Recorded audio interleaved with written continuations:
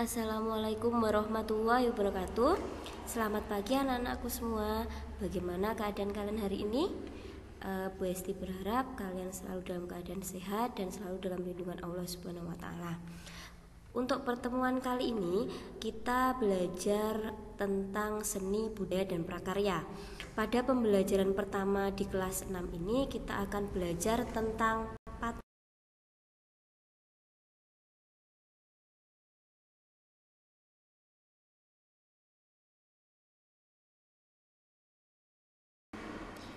Sebelum kita mulai pembelajaran, Bu Esti akan mengutarakan tentang tujuan dari pembelajaran SPDB tentang patung ini.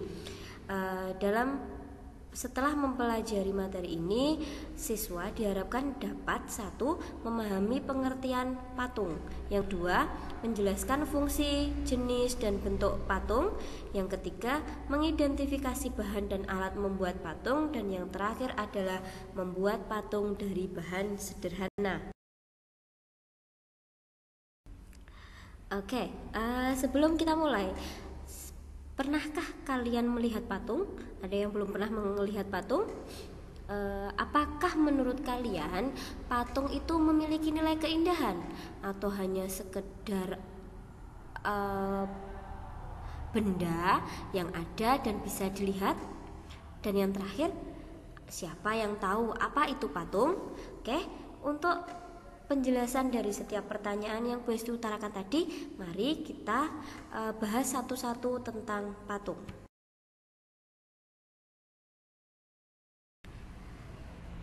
Ya, pengertian dari patung. Patung itu apa? Patung adalah benda 3 dimensi karya manusia yang diakui secara khusus sebagai karya seni.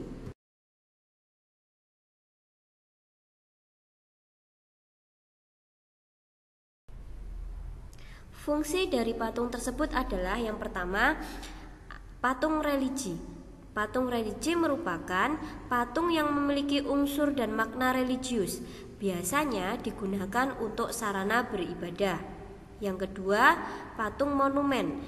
Patung monumen ini dibuat dengan tujuan untuk memperingati peristiwa bersejarah atau untuk mengenang jasa para pahlawan atau seseorang atau kelompok. Yang selanjutnya adalah patung arsitektur.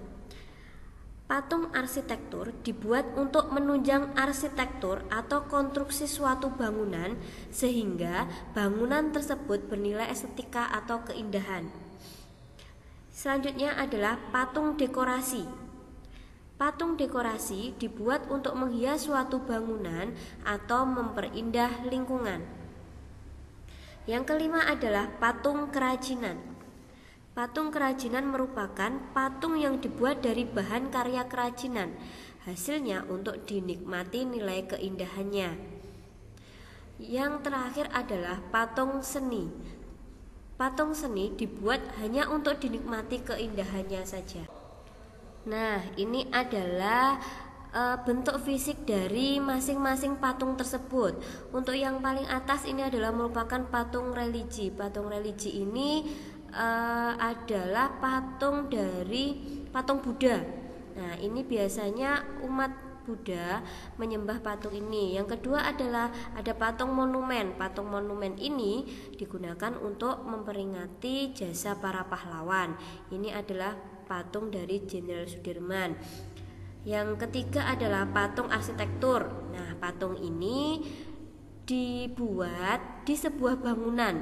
Kalau di Ponorogo kalian tahu di panggung utama itu ada patung dari Bujangganong, ada patung dari Jatilan. Nah, itu adalah contoh dari patung arsitektur. Terus yang selanjutnya adalah patung kerajinan. Ini biasanya dibuat seorang pengrajin. Nah, jadi patung singa yang sebelumnya dipasang di alun-alun itu merupakan contoh dari patung kerajinan. Biasanya dibuat dengan dipahat, itu bisa dari semen, bisa dari kayu ataupun yang lain-lainnya. Yang selanjutnya adalah patung seni. Nah, patung seni bisa dilihat, jadi itu adalah bernilai seni. Jadi biasanya yang unik seperti itu adalah contoh dari patung seni. Yang terakhir adalah patung dekorasi. Di situ dibuat untuk memperindah suatu lingkungan. Jadi contohnya di alun-alun itu ada patung singa. Nah, patung singa itu berfungsi untuk memperindah alun-alun ataupun halaman dari kantor pemerintahan agar wisatawan yang datang ke Ponorogo bisa merasakan keindahannya. Atau bisa jadi di rumah kalian punya kolam ikan, nah di situ dipasang sebuah patung bango ataupun patung bebek. Nah itu bisa dijadikan sebagai patung dekorasi. Sampai di sini paham anak-anak ya? Kalau sudah paham, ayo kita lanjutkan ke jenis-jenis patung.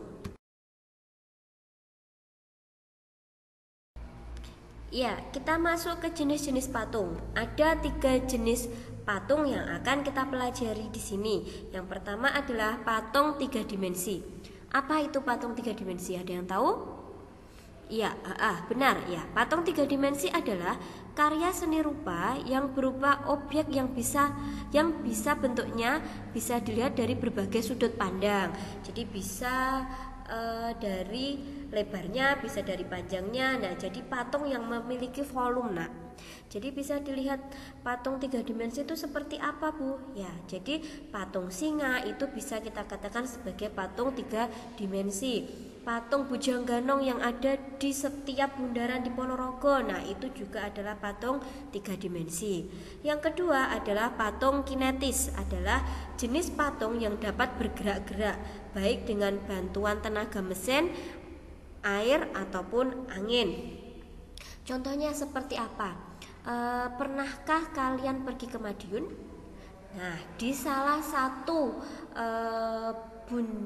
perempatan Proliman, lebih tepatnya Proliman di Kota Madiun, itu ada patung pencak silat yang patungnya itu muter terus. Nah, coba kalau kalian ke Madiun coba diamati. Jadi Proliman itu ada kalau dari Ponorogo sebelum Sun City. Nah, nanti bisa kalian lihat. Jadi patungnya selalu muter. Itu yang namanya patung kinetis. Yang selanjutnya adalah relief. Relief itu adalah apa, Nak? Siapa yang pernah ke candi? Entah itu Candi Borobudur ataupun Candi Prambanan. Ya, pernah, pastinya pernah ya.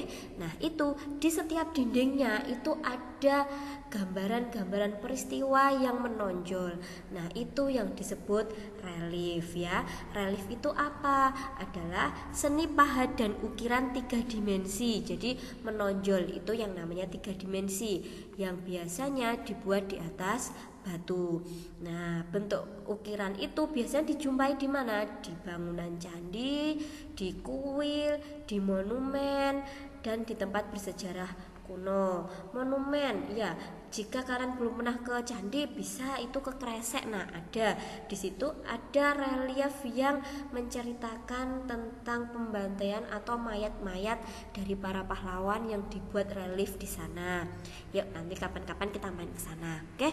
Nah, untuk relief ini dibagi menjadi 3 jenis, yaitu bas relief, akto relief, dan sungkan relief.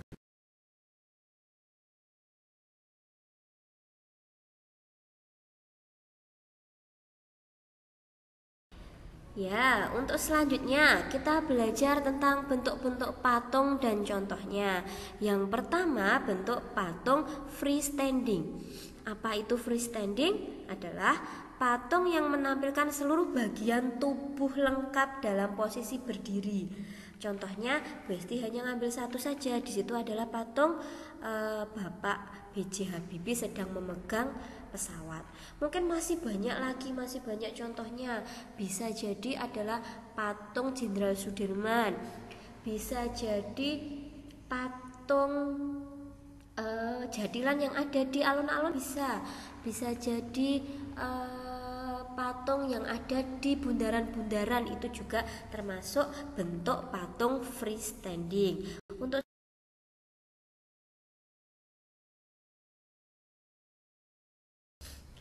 yang selanjutnya adalah bentuk patung zone. Patung yang menampilkan seluruh bagian tubuh, bedanya dengan freestanding tadi adalah untuk zonde ini tidak dalam keadaan berdiri tetapi bisa duduk dan bisa tiarap. Nah, untuk contohnya bisa kalian lihat ada patung sedang mengendarai kuda. Nah, berarti posisinya dia duduk untuk orangnya loh nak ya, bukan untuk kudanya. Dan yang kedua adalah ada patung seorang yang sedang duduk. Yang selanjutnya lagi,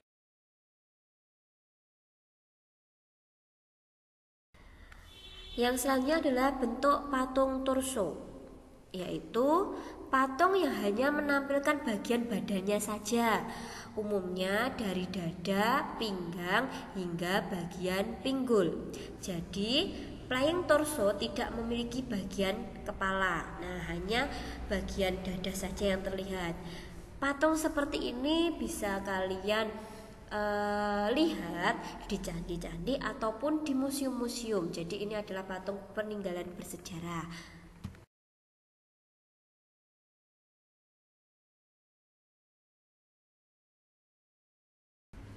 Bentuk patung selanjutnya adalah bos atau sedada.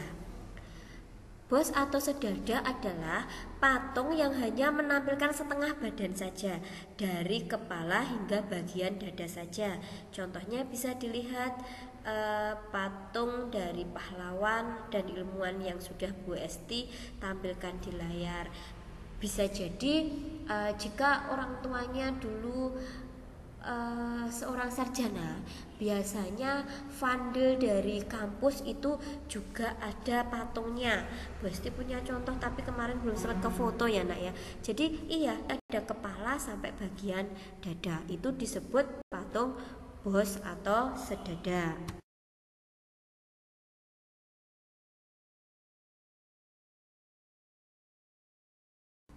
Untuk selanjutnya adalah bentuk patung kepala. Bentuk patung ini yang umumnya hanya menampilkan bagian kepala sampai lehernya saja.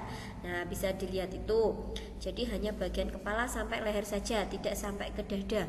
Kalau sampai ke dada berarti nanti disebut patung sedada. Ya, kalian harus bisa membedakan ya nak. Karena apa? Karena bentuk-bentuk patung ini hampir sama. Jadi antara dada, antara kepala, antara leher itu hampir mendekati. Makanya kalian harus tahu dan bisa membedakan. Oke, untuk bentuk-bentuk patung ada yang ditanyakan? Nah, bisa jika belum paham bisa ditanyakan lewat chat WA grup. Oke, kita lanjutkan ke jenis-jenis corak patung.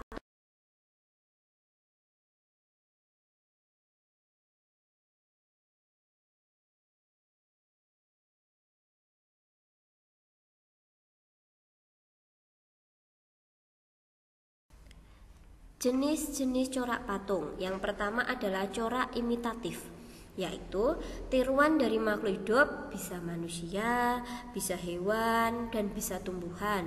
Dalam perwujudan seni patungnya sesuai dengan bentuk fisik, baik itu segi anatomi, proporsi, dan geraknya. Bagaimana maksudnya nak dari corak imitatif?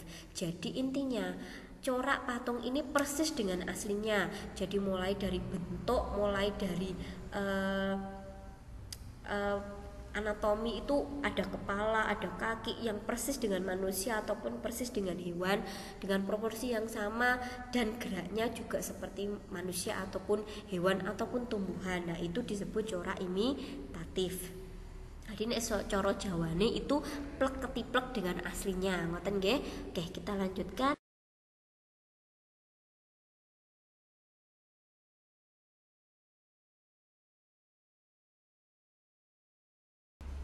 Untuk yang selanjutnya adalah corak deformatif. Apa itu corak deformatif?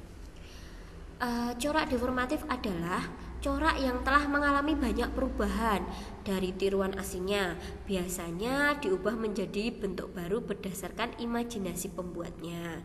Nah, bisa dilihat contohnya. Nah, di situ ada seorang manusia yang tangannya di depan tapi di sampingnya, di belakangnya ada tangan-tangan yang lain. Nah, itu pasti menceritakan sesuatu. Nah, tapi yang dilihat hanya pada satu orang di belakangnya. Kan tidak mungkin ada satu orang yang memiliki banyak tangan, yang memiliki kepala yang banyak seperti itu. Nah, itu adalah contoh corak deformatif.